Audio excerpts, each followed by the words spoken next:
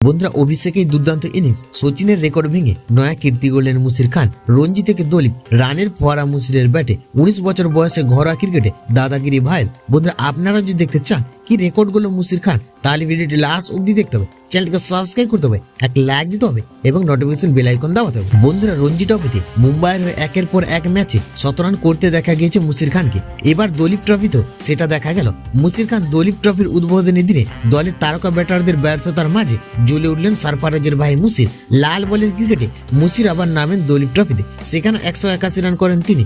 দলের বেশিরভাগ ব্যাটার যখন 10 রানের গন্ডি পার করতে পারেন, তখন মুশির বড় রান করে গেলেন। 16টি চার ও 5টি ছক্কা মারেন তিনি। একটি ছক্কা চেন্নাই স্বামীর ছাদে গিয়ে পড়ে। মধ্যাহ্ন ভোজনের বিরতির পরে মুশির আউট হয়ে যান। বন্ধুরা শুক্রবার 181 রানের ইনিংসের মাধ্যমে সচিন তেন্ডুলকরের একটি নজির ভেঙে দেন মুশির। 19 বছর বয়সে দলীপ ট্রফির অভিষেক ম্যাচে এক ইনিংসে সবচেয়ে বেশি রান করার তালিকায় 3 নম্বরে ছিলেন সচিন। তাকে টপকে 3 নম্বরে উঠে এলেন মুশির। বন্ধুরা শীর্ষে রয়েছে বাবা অপরাজিত, তিনি 212 রান করেছিলেন। দ্বিতীয় স্থানে জয়াসদুল, তিনি 193 রান করেছিলেন। 3 নম্বরে মুশির। সচিন নেমে গেল 4 নম্বরে, তিনি 159 রান করেছিলেন। বন্ধুরা 19 বছরে মুশির ঘরোয়া ক্রিকেটে এখনো পর্যন্ত মাত্র 6টি ম্যাচ খেলেছেন।